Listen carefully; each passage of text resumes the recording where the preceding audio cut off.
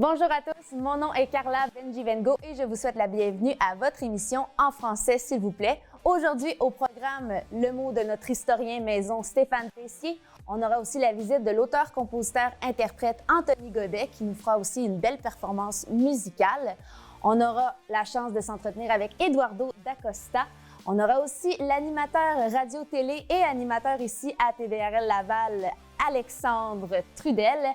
Et on aura l'acteur dramatique Paul Doucet qui nous fera un petit mot sur la langue française. Bonne émission.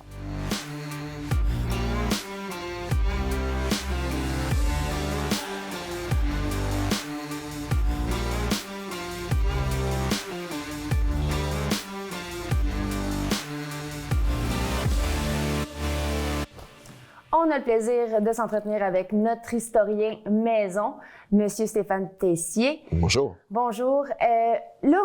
Qu'est-ce qui est plus important que la langue française au Québec? Je suis gêné de le dire, Carla, mais le hockey? Le hockey, c'est plus important que la langue. Ben, écoutez, ça prend une place importante dans la société québécoise, mais le français puis le hockey, je m'étais dit que ça ferait un bon sujet de chronique à l'émission. Puis j'ai trouvé que vraiment c'est un sujet qui est vraiment qui m'a surpris un peu à certains égards, comme par exemple des termes de français en hockey. Comment ça a commencé? Par exemple, les vieux comme moi, là, je suis dans la cinquantaine, ben, on a grandi avec René Lecavalier à Radio-Canada qui a introduit des termes de français dans le hockey, dans la description. Mais il y avait des gens qui l'avaient précédé, un dénommé un abbé. Étienne Blanchard, c'est lui qui a introduit des termes comme rondelle, disque. Il avait essayé aussi pour l'objet rond, qu'on met dans le but, galinet. Lui, il n'a pas pogné. Mais bon, tu sais. Mais c'est drôle, par exemple, aussi, le hockey, par exemple, on jouait sur un patinoire jusqu'en 1924. En 1925, ça va devenir une patinoire. On peut trouver des publicités de matchs de hockey avant 1924 qui étaient disputés dans un patinoire. Fait que le langage est vraiment amusant. Comme par exemple aussi, pendant longtemps, ça va durer, je pense qu'aux années 1950, on disait pas un banc de punition. On disait quoi? Devine. Un banc de retraite. Dans la société, ceux qu'on envoie les pas fins. En prison. Le pénitencier. Oh! On appelait ça le pénitencier. Alors, il y a des gens comme René Lecavalier et Étienne Blanchard. Étienne Blanchard va aussi introduire des termes pour le baseball, qu'on disait balle au camp autrefois, là. Mais bon. Mais René Lecavalier, il va introduire, parce qu'il lui, il faisait la diffusion des matchs à Radio-Canada, qui était le seul média à télé à diffuser des matchs de hockey en français. Donc, il y a des termes qui vont marquer des générations d'analystes, de descripteurs, comme mise en échec, comme incursion en zone adverse, et aussi, et c'est le but! Oui, mais quelle bonne idée d'allier un sport là, qui fait partie intégrante de la culture québécoise. Et c'est fondamental de le mettre en français parce que ça intéresse les gens. Ben, c'était un nouveau phénomène aussi, hein, Carla, parce que au début du 20e siècle, le sport le plus populaire, c'était pas le hockey, c'était la crosse, le sport d'Amérindiens. Puis d'ailleurs, les sports organisés, c'est un phénomène qui arrive vers le déplacement des populations du monde rural vers les villes lors de la révolution industrielle.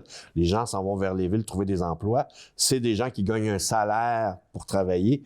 C'est de l'argent qu'ils ont à dépenser dans des loisirs, cinéma, théâtre, mais apparaît aussi des équipes sportives. Le phénomène des équipes sportives, c'est un phénomène à l'origine bourgeois anglais. On s'associe entre amis pour jouer à des matchs de crosse, de hockey, de faire la pratique de la raquette aussi. Et éventuellement, il y a des Canadiens français qui vont commencer à les copier, à faire une émulation des bourgeois anglais. Alors, on va créer des clubs de sport. Par exemple, les montagnards, il va y avoir le national. Puis je sais pas si Carla, tu m'as déjà entendu chanter. Non, Altela, altela, altela, le Canadien est là. Altela, altela, altela, le Canadien est là. Ben, ce thème-là, cette chanson-là que bien des gens ont connue, ben, ils l'ont piqué aux montagnards. C'était les Altela, altela, altela, les montagnards sont là. je ne vais pas continuer, là. Je sais que vous avez des codes d'écoute à respecter, mais... c'est ça. Mais...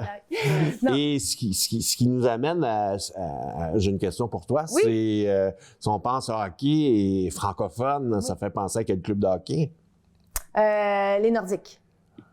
Ils sont plus là. Non, mais aujourd'hui, mais qui a déjà existé. C'était pas une vraie équipe de hockey. Soyons sérieux, là. Okay. Mais il en reste juste une, là.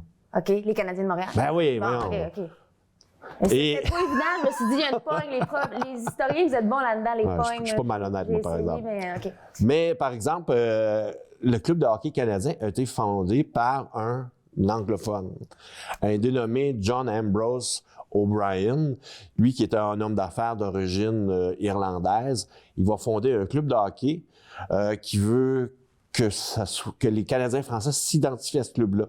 Alors, il va appeler le club Le Canadien et aussi, il va engager des joueurs, un premier entraîneur qui va s'appeler Jack Laviolette, qui est bien connu, puis il va confier la mission à Jack Laviolette de trouver les meilleurs joueurs canadiens-français pour jouer dans son équipe. Il va trouver des gens comme Édouard Newsy-Lalonde et Didier Pitre. C'est des gens qu'on connaît pas aujourd'hui parce que ça fait des lustres. Mais c'est où qu'ils les trouvent? Dans des clubs qui existaient déjà, comme le National. Alors, il va aller leur piquer des joueurs. Et le Canadien de Montréal, ils ont piqué des joueurs francophones. C'est un anglophone qui a fait ça. Et à Montréal, il y avait plusieurs clubs de hockey aussi. Il n'y avait pas juste le Canadien. Il y avait les Wanderers, qui était un club d'anglophones. Puis il y avait le Shamrock, qui était un club aussi d'Irlandais. Éventuellement, le Shamrock disparaît, mais le Wanderers puis les Canadiens de Montréal vont jouer des matchs ensemble et ça va susciter beaucoup d'attention et il y a une rivalité entre anglophones et francophones. Alors, vraiment, ça a été une bonne idée d'Ambrose d'utiliser la passion des Canadiens français et de le monnayer. Finalement, c'est un anglophone qui est à l'origine. Dire qu'aujourd'hui, on se demande notre prochain entraîneur du Canadien, il est-tu francophone et tout ça, ben, ça remonte à longtemps. Je vais poser une question, puis je vais peut-être être dans le champ, mais je m'essaye. Les joueurs, au début, là, quand le club du Canadien a été fondé, puis là, ça, c'est peut-être juste des formalités là, d'échange de joueurs et tout, mais il me semble que c'était plus des Québécois. Au départ, des noms français là, il y a Marc Chimiocoris, puis comme c'était un sport très canadien. Hein. Même aux États-Unis, c'était pratiqué peut-être dans les États frontaliers à nous, là, mais le hockey était pratiqué seulement. Donc, il y a beaucoup de Canadiens français. Il y avait des Québécois, mais beaucoup de Canadiens français aussi dans l'équipe, mais dans la Ligue à l'époque aussi. Là. Selon vous, est-ce que ça incitait encore plus les gens, là, l'espèce d'esprit patriotique, l'esprit de groupe, le fait d'avoir des Québécois qui jouaient, presque juste des Québécois qui jouaient au sein de l'équipe? Ben, les Canadiens français, c'était des gens qui étaient au bas de l'échelle sociale. Fait que d'avoir des héros qui tenaient le flambeau haut, qui avaient l'attention du public, pour eux, c'était des représentants des Canadiens français. Fallait pas touche, là. D'ailleurs, quand Maurice Richard a été suspendu en 1955, en mars, ben, il a été suspendu pour le reste des éliminatoires. Fait que, comment que les Canadiens français ont réagi? Il y a eu une émeute. La rue Sainte-Catherine a été virée à l'envers. On s'est attaqué à un symbole, pas seulement de hockey, mais national, culturel. Il y a même certains historiens, plus ou moins d'accord avec eux, mais un petit peu, il y en a qui disent c'est là que commençait la révolution tranquille, l'affirmation d'être Canadien-Français et de s'établir comme une société française en Amérique. Là. C'est là qu'on s'est fâché un petit peu, là, qu'on a dit « Hey, on est là, puis on n'est pas d'accord. » Oui, effectivement, mais pas trop, sinon on va au pénitencier. Hein? Ah, c'est ça. OK, la pénalité, non, on veut éviter ça. Est-ce que aujourd'hui, quand vous voyez des joueurs, là, j'ai envie de dire en track, là, mais à la mi-temps, bon, se faire... En track, ça marche, oui, intermission. Spectacle, mais quand ils sont interviewés, hein, quand ils se font passer en entrevue, d'ailleurs, je me demandais, interviewer, comment on dit ça? Ça se dit, interviewer, oui, c'est un mot français, bien. Ça? Oui, une interview, oui. Une interview, OK. Mais quand ils parlent qu'anglais, selon vous, est-ce que ça vaudrait la peine qu'on les interviewe pas? Qu'on aille interviewer ceux qui sont capables de répondre en français? C'est une question qui est un peu épineuse, là, parce que moi, c'est plus beaucoup de gens qui viennent jouer ici, qui retournent chez eux après, ils vivent pas dans la société. Puis la moitié de l'année, ils sont pas à Montréal, ils jouent en Amérique du Nord, ils sont pas ici. Moi, c'est ce qui est plus dommage, c'est plus d'avoir autant de francophones dans l'équipe qu'autrefois, mais il faut prendre en compte aussi que le hockey, maintenant, il est joué partout sur la planète. Il y a des bons joueurs aussi ailleurs. Fait que les équipes, des fois, s'ils ne gagnent pas, il faut qu'ils aillent chercher les meilleurs joueurs aussi. Là. Malheureusement, il y a des bons Québécois, mais il n'y a plus juste des bons Québécois, il y a des bons joueurs partout à ce temps-là. C'est vraiment intéressant de se pencher là-dessus puis de se dire que c'est pas acquis que quand il y a un but qui se compte, on aurait dit c'est le but. C'est quelqu'un qui a décidé, puis le Galinet, là, ça, on a bien fait de passer outre, là, mais c'est fou, il y a des étapes qui mènent à qui mènent à ce qu'on puisse voir la langue française, entendre la langue française, puis que ça sonne bien à nos oreilles dans n'importe quel contexte. Donc, merci beaucoup d'avoir été avec nous encore une fois. Ça fait plaisir. Notre prochain invité est un auteur, compositeur, interprète. Vous avez probablement eu la chance de le connaître à la voix, mais maintenant, il a sorti son album « Godet Bois » et on est très fiers de l'avoir à l'émission aujourd'hui. Anthony Godet. Yes, sir, ça va? Ça va bien, toi? Ça va bien, Français, s'il vous plaît. Je dis yes, sir, ça part bien. je vais travailler là-dessus. Merci d'avoir accepté l'invitation. Ben, ça me fait plaisir. C'était important pour moi de t'inviter aujourd'hui parce que, en français, s'il vous plaît, toi, tu es un interprète, un auteur-compositeur et tu écris en français. Exactement. Ouais. Parle-moi un peu de tes inspirations. Écoute, ça part de... J'étais à la polyvalente, là. Quand j'étais au secondaire, j'écoutais beaucoup de Les Colocs, Éric Lapointe, Richard Desjardins. J'ai eu beaucoup... les Cowboys fringants aussi également. La langue française, pour moi, c'est la langue française. Le québécois. Moi, le joual. OK, toi, c'est le joual. Oui, honnêtement, j'ai toujours trouvé ça super drôle. Je viens d'un petit village, Saint-Donat, dans les Lanaudières, en fait, où on parle vraiment le joual, on parle la langue du bois, là. Puis ça a toujours été une fierté pour moi. J'ai toujours été fier de ça. Puis je me suis jamais vraiment posé la question. Mes chansons allaient toujours être en français. Puis ça, c'est une petite fierté pour moi. Puis au niveau bon là, je vais utiliser un terme anglophone, tes covers. Ouais. En français, là, on peut dire reprises. OK? Au niveau des reprises que tu fais, parce que dans tes spectacles, tu vas faire tes chansons, mais des fois, tu fais des reprises. Est-ce que, mettons pourcentage, on est combien en français, combien en anglais? Là, tu vas pas m'aimer. Honnêtement. Mais c'est pas grave, parce que tu composes, t'écris en français. Ben, ouais. C'est sûr que mon style de musique, mettons, mes styles musicaux préférés sont le blues et le country américain. Donc, c'est sûr que mes interprétations vont être plus anglophones que francophones lors de mes prestations, mettons, formule chansonnier. Mais sinon, je chante beaucoup de chansons québécois. Tu sais, je pense qu'au Québec, on est tous fiers de nos artistes. Puis c'est tout le temps bon là, de chanter des chansons québécois. Puis les gens, là, souvent, est-ce qu'ils vont plus t'interpeller en te demandant des chansons, des reprises en anglais ou en français? Ouais. Honnêtement, c'est pas si pire. Je crois que c'est pas mal ex-aequo. C'est une bonne partie de gens qui vont me demander, mettons, du country, parce que là, c'est le country, c'est fou. Mais beaucoup de personnes me demandent de faire de la chicane, du Éric Lapointe. Mais ouais, non, c'est ça. C'est quand même assez égal. Là. Je pense qu'on est pas mal fiers du Québécois, autant qu'on a bien accepté le country américain dans la province. Éventuellement, ça pourrait être aussi peut-être quelque chose de s'inspirer du country américain pour faire ça, mais version français. Oui. Il y en a déjà un petit peu qui ont tenté le terrain. Ben, écoute, mettons, par exemple, sur Francis de Grandpré. Oui. Incroyable. Il a pris le country américain, Hot Country Nashville. Il a fait un album de country, mais en québécois. Et ses chansons sont excellentes. Moi, je suis très, très grand fan, tu sais. Puis il a réussi ça avec brio. Donc, il y a des bonnes chances que j'avais l'intention peut-être d'aller nager dans cette piscine-là un petit peu, là, peut-être pour le prochain album. Là. Parce que, tu sais, exemple, je prends l'exemple que tu viens de donner, là, la chanson, je pense, c'est Colorado. Ouais. Je prends mon cas. Tu sais, il y a une façon dans la façon d'interpréter qui fait que.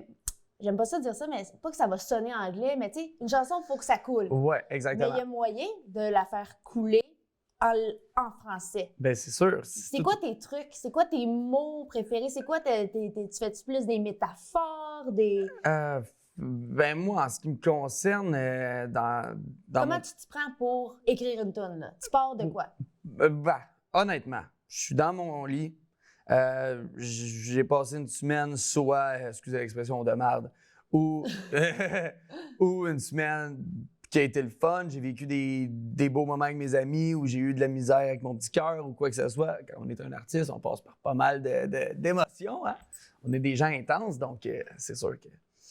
Je suis dans mon lit, j'ai ma guitare, j'ouvre mon téléphone, j'ouvre mes notes, j'écris, je prends ma guitare, je gratte 2-3 accords. La plupart du temps, soit ça vient tout seul, soit je stagne sur le même mot ou la même phrase, puis ça arrête. Il n'y a pas vraiment de formule miracle pour composer une tune, d'après moi. C'est juste une question de...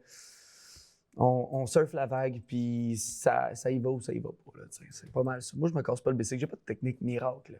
C'est vraiment... J'y vais avec le vibe et tout. Puis c'est ça aussi qui fait ta force, parce qu'on sent une authenticité dans tes chansons. Ouais. On sent que ça vient du cœur, c'est vrai, c'est pas nécessairement là, de la grande poésie, mais ça n'en est en quelque part parce que... C'est du vécu. Tu sais, toutes mes chansons, ils ont une touche de vécu. Comme je te dis, j'y vais tout le temps avec comment la semaine a été dans les derniers événements. Donc, j'écris pas une histoire, je fais pas d'histoire qui parle de quelqu'un qui a rencontré quelqu'un, quoi que ce soit. Toutes les chansons parlent de ma vie, parlent de moi, de comment j'ai toujours été. Donc, c'est sûr que tu as 100% Anthony Godet quand tu écoutes une toune d'Anthony Godet. C'est pas, on parle pas de Pierre-Jean-Jacques ou quoi que ce soit. C'est moi, c'est ma vie, c'est ma réalité. Si on prend la chanson « Une petite bière », Ouais, toi, quand il faut te calmer les nerfs, exactement. tu Moi. prends une petite bière. Oui, avec modération, ça c'est très important. Comment ça s'est passé, là, cette chanson-là? Vous l'avez produit, vous l'avez enregistrée. Est-ce que tu t'attendais à ce succès-là? Vraiment pas. J'avais 16 ans quand j'ai composé cette chanson-là. Puis Aujourd'hui, t'as? Excuse. Là, j'ai 24 ans. 24. Ouais. J'avais 16 ans, j'étais dans mon sous-sol, j'ai volé la bière à mon père. Faut pas qu'il le sache, mais il va sûrement le savoir. Sorry, papa. Too late. Too late. Trop tard. Mais dans le fond, non, c'est ça. J'ai juste commencé avec... je croyais pas à cette chanson-là. Personnellement, je la trouvais même pas bonne. Je la trouvais même pas bonne. Hein? C'est souvent ça qui fait les meilleurs Exactement. succès. Donc, j'ai composé ça, puis j'ai décidé de le faire en vidéo sur Facebook. J'avais à peu près 16-17 ans, je pense. Puis, j'étais sur mon lit, mes cheveux longs, ma casquette à l'envers. Je me réveille un matin, j'ai l'envie d'une petite bière, puis j'ai amassé à peu près 150 000 vues sur Facebook. C'était la première fois que je goûtais un petit peu au viral, tu sais. OK. Donc, ben, mon bon chum, Jean-François Prudhomme, qui aujourd'hui run sa compagnie de disques, ben, dans le temps, on n'était pas rendu là, on n'avait pas ça. Il a juste proposé d'enregistrer la chanson en studio. On a sorti l'argent des poches, on a payé un tracker qu'on appelle, qui va porter les tonneaux radio. Rentré à C'est quoi, Énergie, partout, 18 fois, 17 fois numéro 1 du 6 à 6 à C'est quoi. Ça l'a explosé, qui est devenu une chanson quand même assez thème Saint-Jean. Maintenant que je pense que tout le monde a au moins une petite bière dans son téléphone, c'est complètement fou. Là, des soirées de chalet, toutes les boys, toutes les girls, c'est vrai, toutes les femmes, tous les hommes. Ah! Genre, vraiment, ça a été c'est une chanson de Saint-Jean, un hymne à la bière quasiment.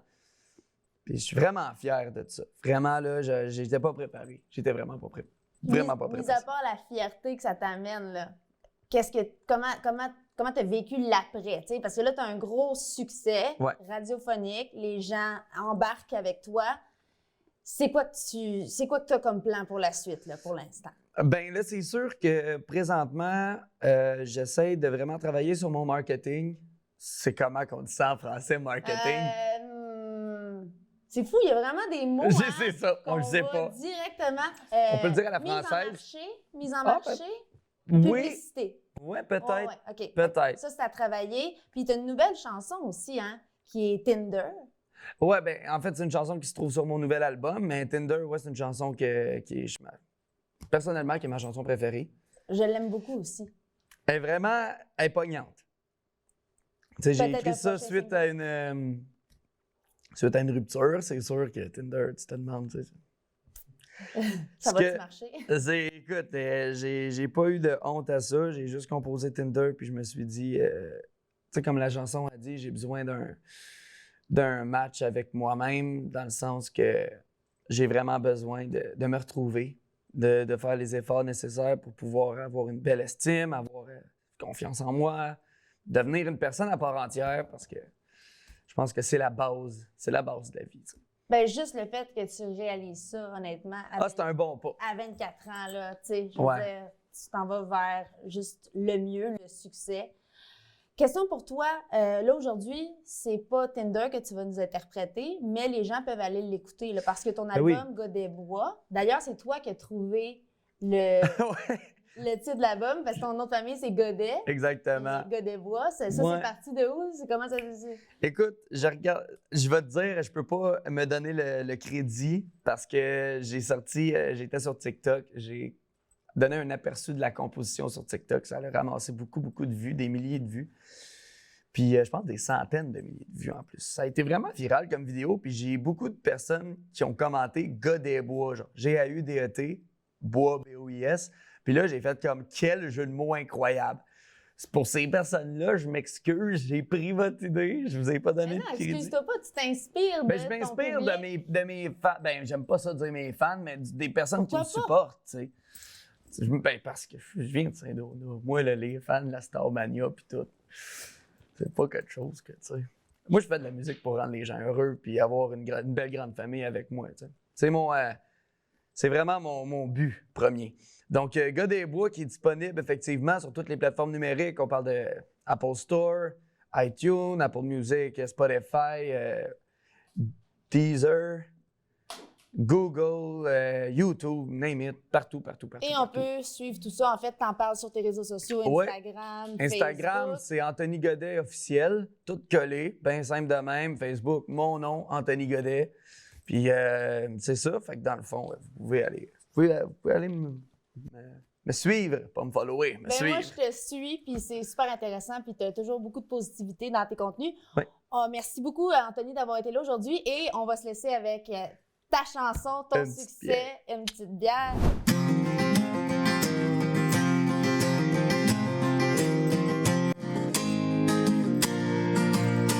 Réveillé un matin, j'ai l'envie d'une petite bière. Je trouve pas ça très normal, je rentre encore celle d'hier. Falloir être slack un peu, c'est ça que dit ma mère. Viens-t'en en prendre un autre, c'est ça que dit mon père.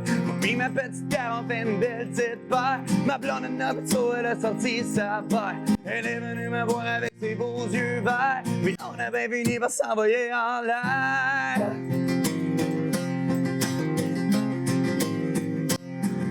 Mais tu sais, mon chum, c'est pas facile. La vie a fait que tout est difficile. Quand tu fais une croche, ta femme te gosse. On sait très bien que la vie approche. Prends-toi une petite bière, puis calme tes nerfs.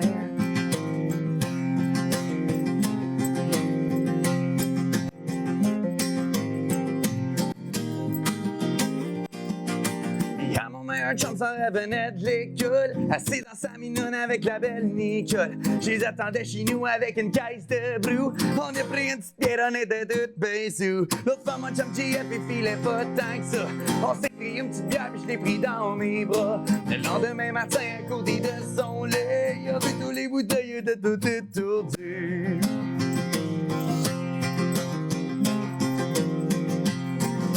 Mais tu sais, mon chum, c'est pas facile. La vie a fait que tout est difficile. Quand tu fais le crush, ta femme te gosse. On sait très bien que la vie approche. Prends-toi une petite bière, puis calme tes nerfs.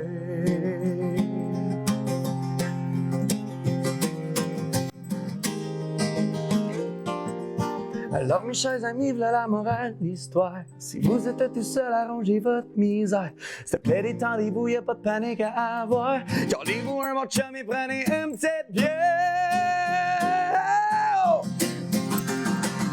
Mais tu sais, mon chum, c'est pas facile. La vie a fait que tout est difficile. Quand tu fais le crash, ta femme te gosse. On sait très bien que l'envie approche. Mais tu sais, mon chum, c'est pas facile. La vie a fait que tout est difficile. Quand tu fais le croche, ta femme te gosse. Pis y'a plus rien dans la bouteille de scotch. Prends-toi une petite bière. Oh, et puis calme tes nerfs. Puis calme tes nerfs.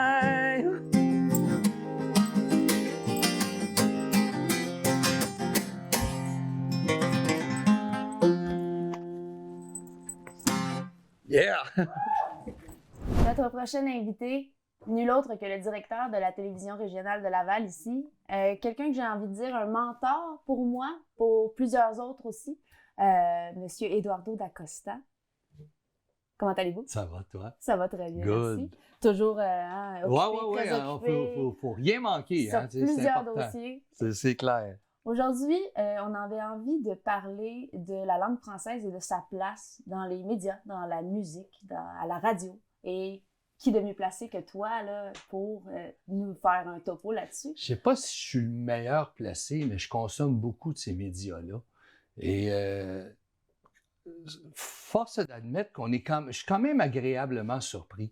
La télévision, on fait des grands efforts. Tu écoutes TVA, tu écoutes Radio-Canada, tu écoutes Novo.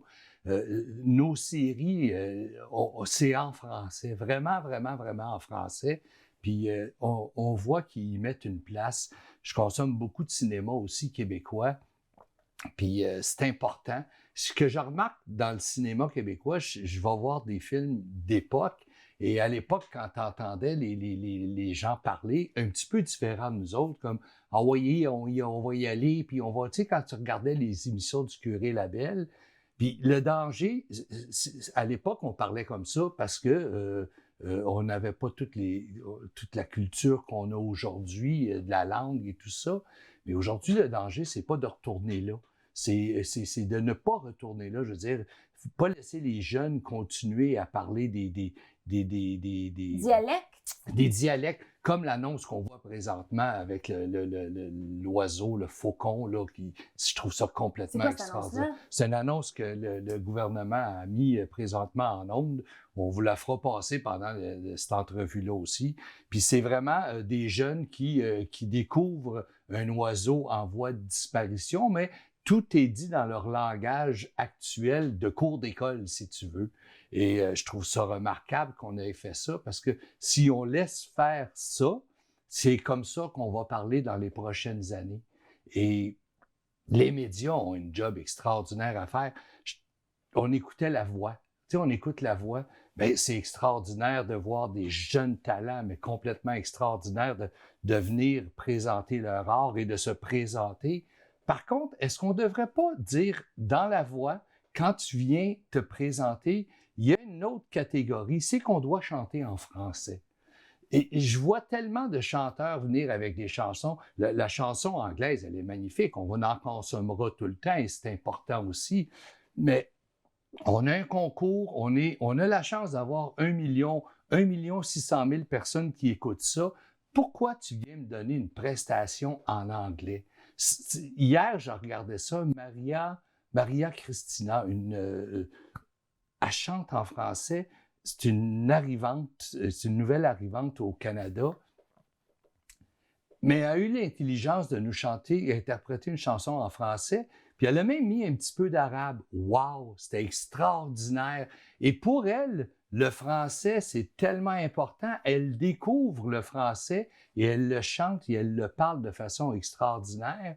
Alors, quand toi, tu arrives avec ta guitare, tu me fais une toune extraordinaire en anglais, ça démontre ton talent, oui, mais c'est ton implication qui devrait être un peu plus grande au niveau de la chanson. Les radios, la même chose.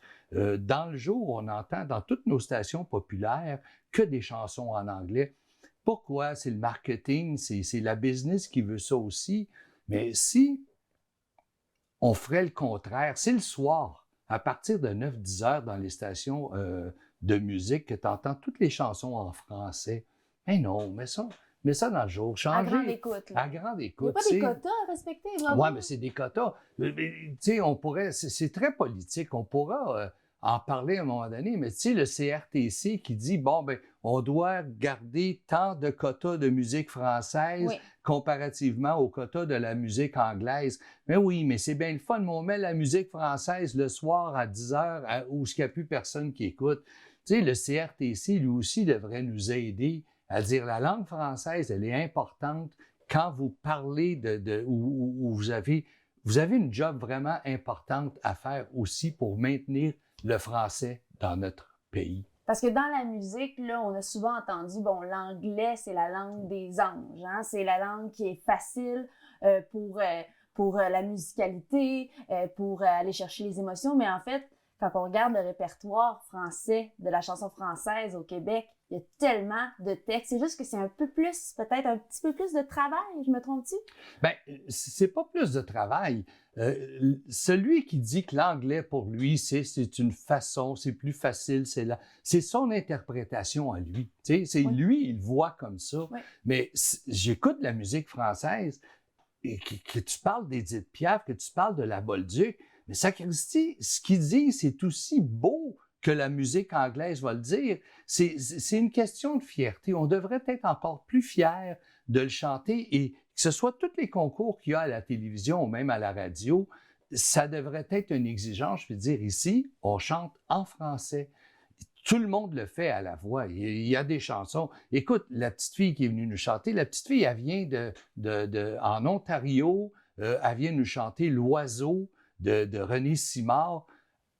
On est tous morts à la fin, on a tellement tripé là-dessus. Et quand elle revient, encore, je l'ai vue hier, elle vient chanter une chanson, puis elle est dans une communauté en Ontario, à Timmins, je crois, qui est entourée d'anglophones. Mais pour elle, l'importance de la langue française là, est tellement vraie.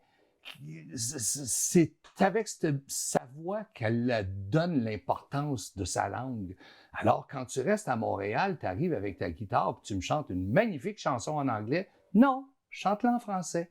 Et je crois qu'on devrait mettre une catégorie qui dit c'est en français que ça se fait. Parce que toi, tu chantes en anglais, tu chantes en français, mais tu chantes aussi bien en français, puis le message est aussi beau. À un moment donné, vous avez aussi les chanteurs, chanteuses. Une responsabilité. Oui, une job à faire. Oui. Une job à faire. Oui. Ça passe à travers vous aussi, la langue française. C'est vrai parce que dans mon jeune âge, hein, parce que... Hein, oui, bien sûr. Je ne veux pas t'insulter, là. Toi aussi, tu es très jeune. Mais plus que je prends de la maturité et plus que je me trouve meilleure quand je chante en français parce que ça vient des tripes, ça vient de moi. Et je comprends tout ce que je chante en anglais, puis j'ai pas d'accent. Évidemment, les chanteuses, on est bonnes pour pas avoir d'accent quand on chante. Sauf que en français, c'est comme si l'histoire des mots est plus vraie. Puis l'émotion à ce moment-là se transmet beaucoup mieux. Puis comme tu le dis, il y a une fille de l'Ontario qui est capable de nous transmettre l'émotion en français. Alors nous qui sommes français, qui sommes québécois, pourquoi qu'on se priverait d'aller passer notre message dans notre langue et de passer la culture? Parce que, comme tu dis, il y a beaucoup de légifération, hein, le CRTC, tout ça. Mais tu sais, ça, c'est toutes des choses que les gens essaient de contourner alors qu'on devrait l'accueillir. Clairement. Et comme tu dis, pas essayer de, bon, on va faire jouer ça le soir, parce que les gens, ils consomment qu'est-ce qu'on leur donne. Puis si on leur donne quelque chose de beau en français, il n'y a rien qui... Peut-être qu'un jour, mon rêve et ton rêve, probablement, ce serait qu'on n'aura plus besoin de mettre des lois de... Colin, c'est fou, hein? Mais par contre, le gouvernement, présentement, ils ont des belles campagnes. Ils sont clairs. On protège vraiment le français, mais ils ne pourront pas le faire tout seuls. C'est vous autres, les jeunes. C'est les artistes qui vont faire une différence. C'est le chanteur qui va faire une différence. Puis après, tu n'es pas obligé d'être engagé. Tu n'es pas obligé d'avoir un drapeau puis des tatous partout. Je suis français. On ne veut pas aller là. Mais la langue, elle est importante et vous avez vraiment une mission vraiment importante, les chanteurs, chanteuses et tous les concours qu'on fait. Quand on fait des concours à télévision dans la jungle, on parle tout en français puis c'est important. Pourquoi pas la chanson? La chanson reste et restera toujours. Vous devez aider la situation du français au Québec. Et ça ne doit pas être vu comme une comment je pourrais dire ça, une contrainte. Ça Non, doit pas être du vu tout. comme un pouvoir, Pas du tout. comme une richesse. Ben, c'est ça. Moi, je viens du Portugal, je viens d'ailleurs. Le français, quand on a accepté de venir au Québec, on a accepté aussi la langue. Puis après, l'anglais, toutes les autres langues sont tous importantes. Mais ici, donnons-y un petit swing de plus. Merci, Eduardo da Costa. Toujours un plaisir. Plaisir est pour moi, Carla. Notre prochain invité est M. Alexandre Trudel, un animateur radio, télé, récompensé plusieurs fois par la Disque, notamment par son implication à promouvoir la culture québécoise. Bonjour Alexandre. Salut, comment ça va? Ça va super, toi? Ben oui, super. Évidemment, j'ai aussi le plaisir d'animer pour votre information du côté de TVRL. Donc, on est à peu près dans les mêmes studios, mais probablement pas du même côté actuellement. Parle-nous un peu là, de ton parcours. En partant, on veut savoir, bon, c'est quoi ta feuille de route là, jusqu'à présent? Là? Ça fait 15 ans déjà que tu fais ce métier. Oui, exactement une quinzaine d'années que j'ai le plaisir de faire ce métier-là, très stimulant, où on entre en relation avec des gens tellement qui sont riches en matière là, d'anecdotes, d'histoires. Puis vraiment, c'est un plaisir aussi de pouvoir connecter avec les gens depuis les tout débuts de ma carrière. C'est venu d'une passion spontanée dès ma plus tendre enfance. J'écoutais le Canadien de Montréal. J'étais vivant lors de la dernière Coupe Stanley du Canadien, fait que ça traduit un petit peu mon âge. 1993, j'écoute à l'époque Claude Kenville à la Société Radio-Canada, qui était d'ailleurs reconnu pour avoir non seulement une élocution, mais un français impeccable. Puis j'écoutais décrire les matchs. Et pour moi, c'était aussi important que le Canadien gagne la Coupe Stanley, mais c'était aussi important que le journaliste qui me racontait, parce qu'un match de hockey, c'est une histoire qu'on raconte, ni plus ni moins. Ça se passe devant nous, mais il faut raconter l'histoire qui se passe devant nous. Alors, j'étais aussi absorbé par le jeu que par les descripteurs et l'analyste qui était à l'époque Gilles Tremblay. Et c'est là où mon oreille et où mon intérêt pour le domaine des médias s'est vraiment éveillé. Puis par la suite, je vais sauter des bouts, mais école secondaire, je fais de la radio étudiante, je rencontre des animateurs de radio qui étaient venus faire une sorte de conférence sur leur métier lors d'une journée de carrière en secondaire 4 et en secondaire 5. Et là, ça m'a encore plus allumé. Je suis un musicien depuis très longtemps. Je suis un grand mélomane. J'ai une famille qui est très musicale. Donc, tu cumules tout ça ensemble. Et c'était pour moi une évidence qu'à la sortie de mon cégep, à la sortie de mon secondaire, je devais aller au cégep dans le domaine des communications. Et par la suite, je n'ai jamais détourné mon regard de cette profession-là. Je suis chanceux. Je fais encore ce métier-là malgré les chambardements, malgré l'avènement de la technologie, les plateformes en ligne qui aussi diffusent de la musique.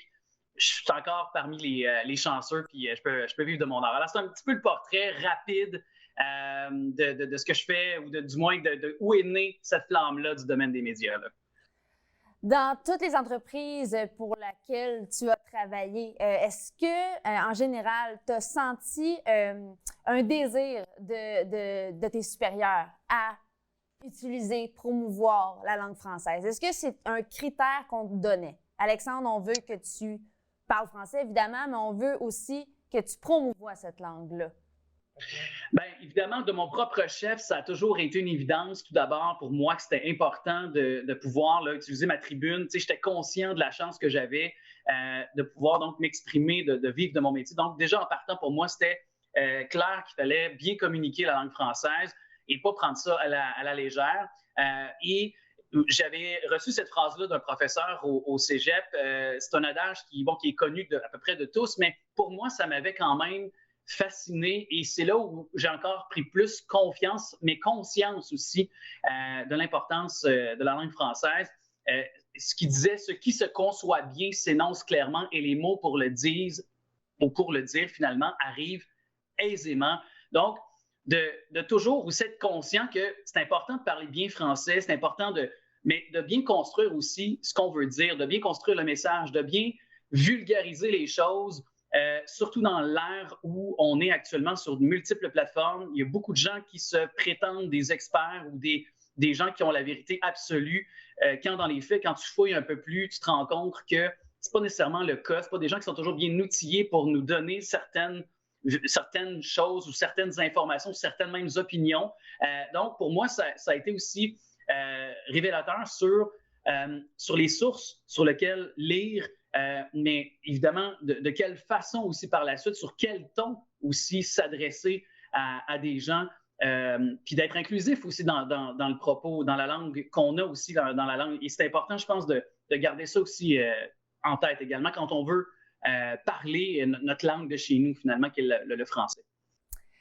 Tout ça, là, tu l'as évoqué, tu l'as voulu de ton propre chef, mais tu n'as pas eu vraiment de demande de tes supérieurs, des médias par rapport à ça. Est-ce qu'on t'a demandé, oui, Alexandre, promouvoir la langue française? Toi, tu es un bon, t'as une bonne locution de la langue, promouvoir ça.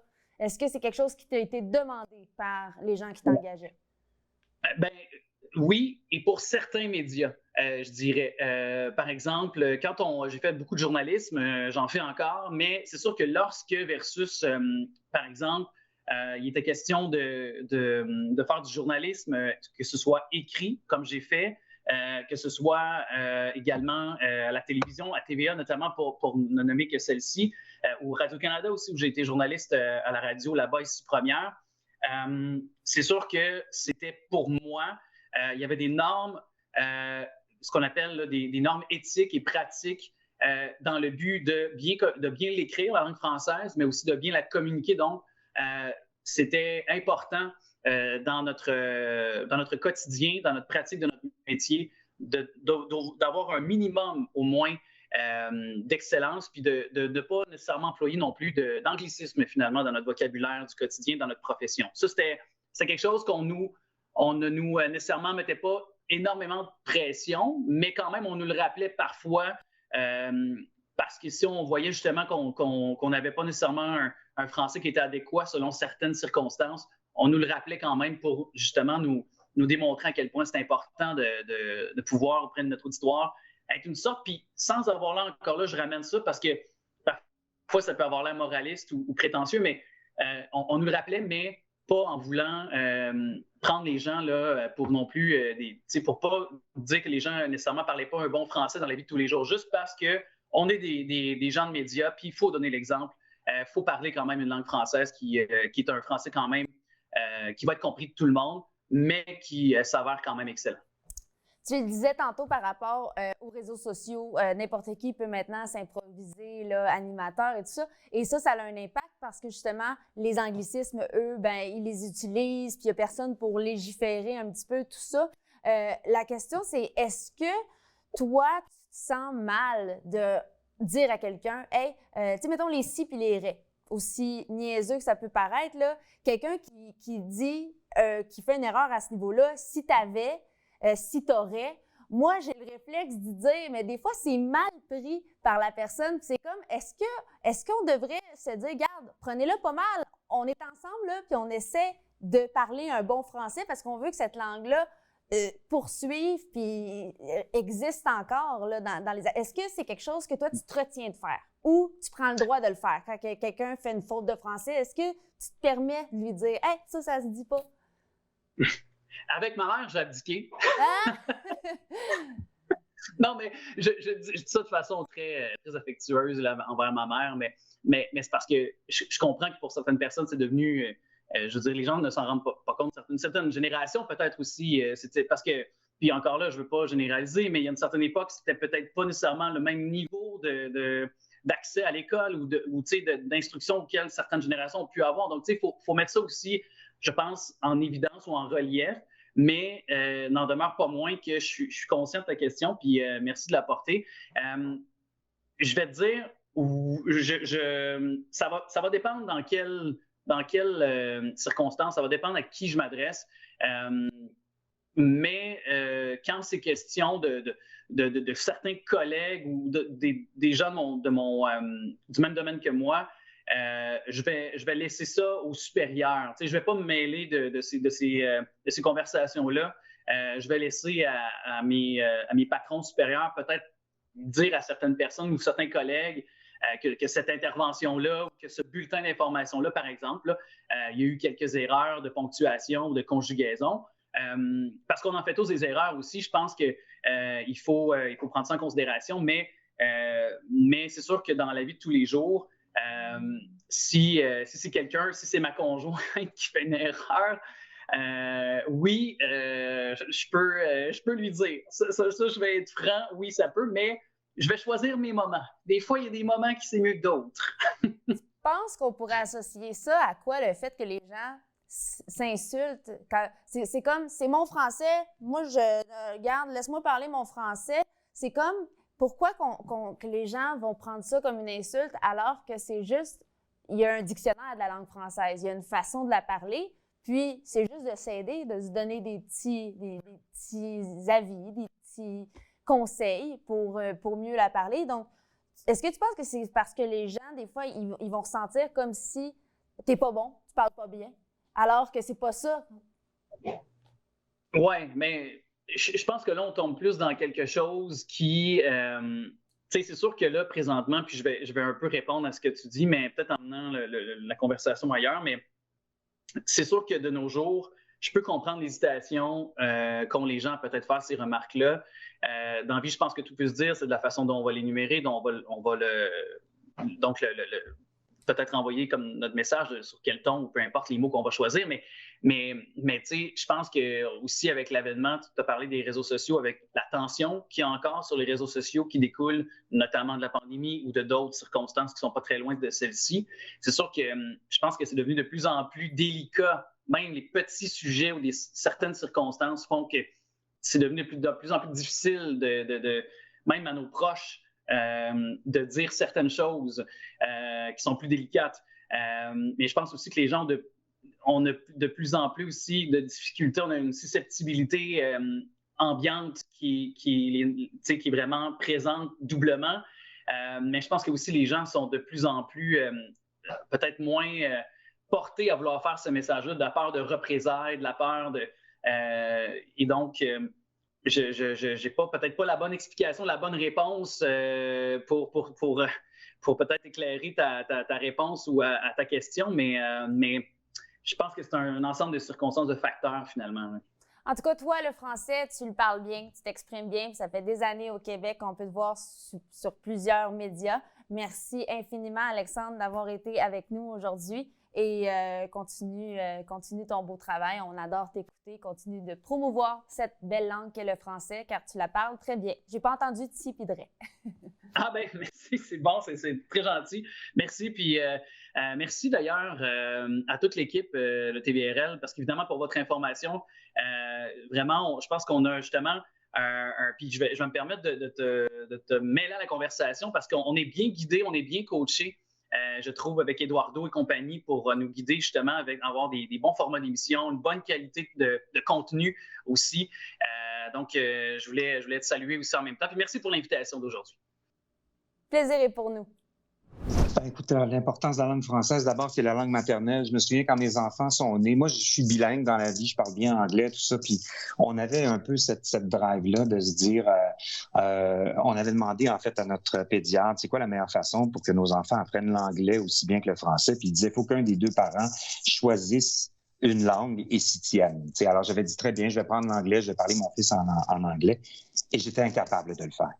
Vraiment viscéralement incapable de le faire. Ça me semblait contre nature.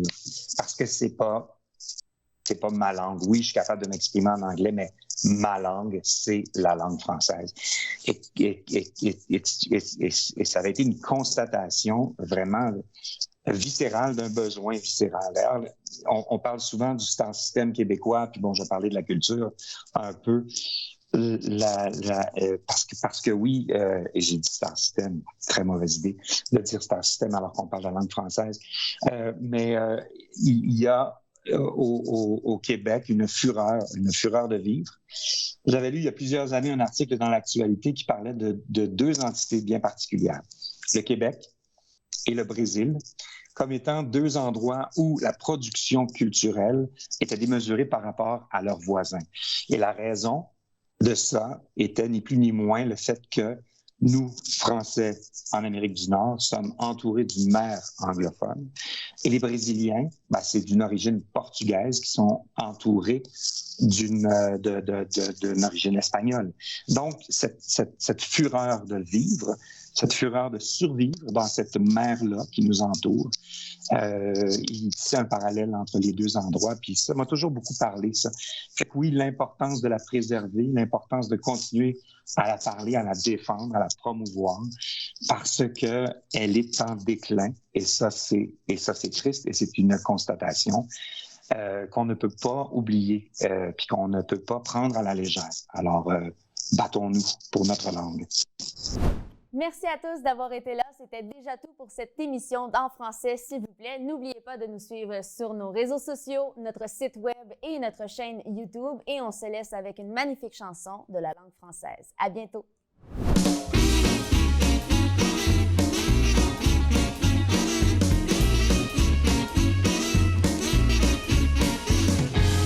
Il s'est levé à mon approche, debout il était plus petit.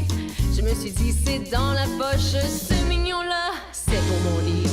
Il m'arrivait jusqu'à l'épaule, mais il était râblé comme tout. Il m'a suivi jusqu'à ma piole, et j'ai crié oh vas-y mon loup, fais-moi mal, Johnny, Johnny, Johnny, envoie mon ciel. Sous me fais-moi mal, Johnny, Johnny, Johnny, moi j'aime l'amour qui fait boum. Il va lui faire mal, il va lui faire mal, il va lui faire mal, il va lui faire mal. Il n'avait plus que ses chaussettes, des belles jaunes avec des raies bleues. Il m'a regardé d'un œil bête, il comprenait rien, le malheureux. Il m'a dit l'air, désolé oui mais je ne ferai pas de mal à une mouche. Il m'énervait, je l'ai giflé haut et j'ai grassé d'un air farouche. Oh fais-moi mal, Johnny, Johnny, Johnny, je suis pas une mouche. Fais-moi mal, Johnny, Johnny, Johnny, moi j'aime l'amour qui fait boum. Vas-y fais du mal, vas-y fais du mal, vas-y fais du mal, vas-y fais du mal. Voyant qu'il ne s'excitait guère, je l'ai insulté sauvagement. Je lui ai donné tous les noms de la terre et encore d'autres bien moins courants. Ça l'a réveillé aussi sec. Il m'a dit arrête ton char, tu me prends vraiment pour un pauvre mec. Oh, je vais t'enfiler de la séminoire. Oh, tu me fais mal, Johnny, Johnny, Johnny, avec les pieds aussi. Tu me fais mal, Johnny, Johnny, Johnny, j'aime pas l'amour qui fait bing.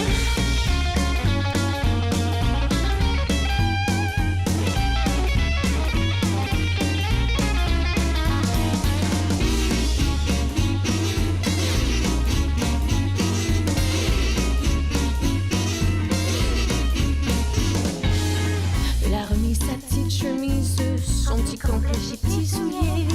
Il est descendu l'escalier en me laissant une épaule émise. Pour les voyous de cette espèce, c'est pas la peine de faire des frères. Maintenant j'ai des bleus plein les fesses. Oh et plus jamais non je ne dirai oh fais-moi mal, Johnny, Johnny, Johnny, envoie mon ciel. Sous mais fais-moi mal, Johnny, Johnny, Johnny, moi j'aime l'amour qui fait boum. Mais fais-moi mal, Johnny, Johnny, Johnny, envoie mon ciel. Sous mais fais-moi mal, Johnny, Johnny, Johnny, moi j'aime l'amour qui fait boum.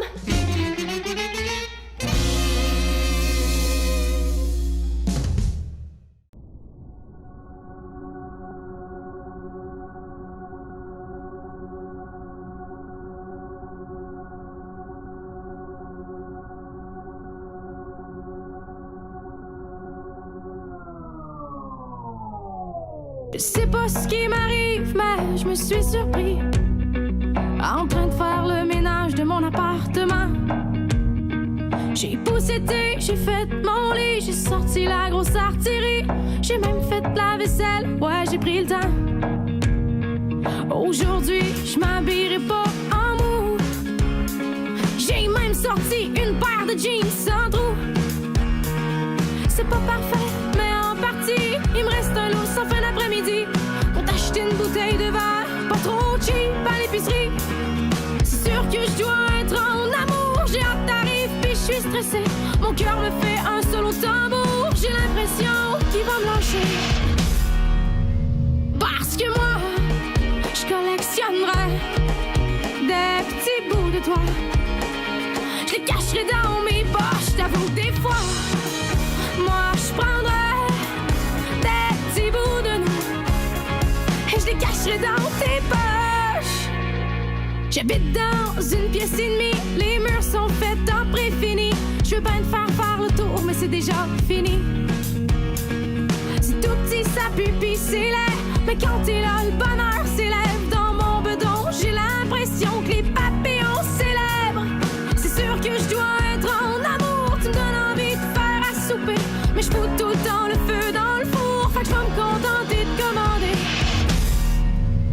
Parce que moi, je collectionnerai des petits bouts de toi.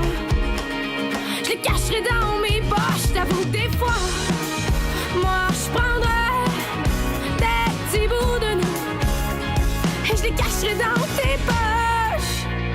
J'ai la chair de poule, je passe du coq à l'âne. Autour du pot, je tourne, tu m'électrocutes l'âme. Tu me regardes dans les yeux, ça devient dangereux. Je la trouve tellement belle, ta coupe de cheveux. Je comprends pas tout ce que t'essaies de me dire. Je me suis enfargée dans ton sourire. Tes dents sont belles, pis sont tellement blanches. Je suis sûre que nos lèvres fit bien ensemble. Je suis tout mêlée, puis tout à l'heure. Mais je connais ton odeur par cœur. Je vais pas vendre la mèche, je laisse durer le suspense. Mais je suis sûre que nos corps vont bien s'entendre. Je parle trop, j'aime pas les silences. Quand on s'enlace, je me demande à quoi tu penses. Demain matin, je vais snoozer le soleil juste avant que tu te réveilles. C'est sûr que je dois être en amour. Tu me donnes envie de te présenter, t'amener dans ma famille un jour. Juste question que j'aille me vanter. Parce que moi, je collectionnerai des petits bouts de toi. Je les cacherai dans mes poches. T'avoue que des fois, moi je prendrai des petits bouts de nous et je les cacherai dans tes